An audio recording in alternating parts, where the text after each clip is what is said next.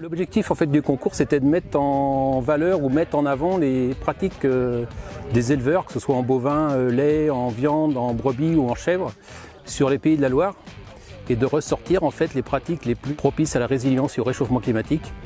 Et on a pris un sérieux plaisir à faire ce concours.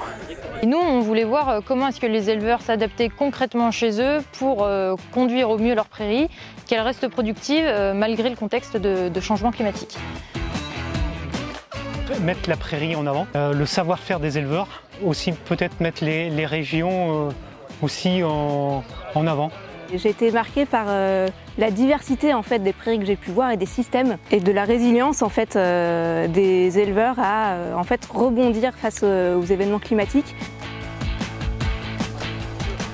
Alors ce concours Paris sur ta prairie, il a été créé avec des éleveurs en Pays de la Loire, mais la particularité de ce concours, c'est qu'il s'exporte en dehors de la région Pays de la Loire. Il arrive en Bretagne en 2023, donc n'hésitez pas à vous inscrire.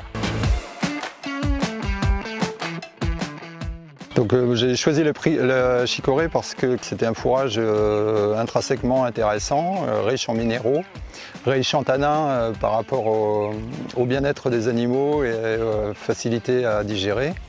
C'est aussi une plante pivot donc, qui permet de travailler le sol en profondeur et donc éventuellement permettre peut-être un meilleur enracinement des plantes compagnes que sont le ray gras ou le trèfle qui sont les plantes principales. Donc nous on a choisi de faire cette prairie-là avec le plus de diversité possible pour essayer d'avoir une prairie qui résiste bien dans le temps, qui soit pérenne, qui produise aussi le plus longtemps possible en ayant une épiaison qui soit étalée et pour que les vaches puissent pâturer le plus longtemps possible et en faisant le moins de refus possible. On est sur une base ray gras anglais trèfle blanc assez classique, avec plusieurs variétés de ray gras anglais, plusieurs variétés de trèfle blanc. Et on a en plus de la fétuque, qui chez nous va résister à l'hydromorphie. Et voilà, et après on a aussi un peu de trèfle hybride.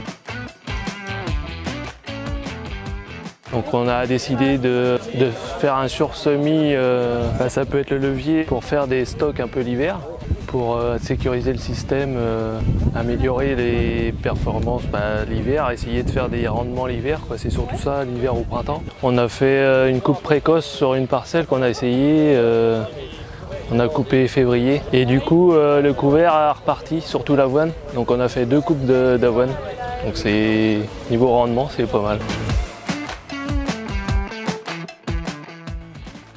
Donc on est un petit peu passionné par les prairies et on voit qu'il y a plein de choses à travailler et à découvrir.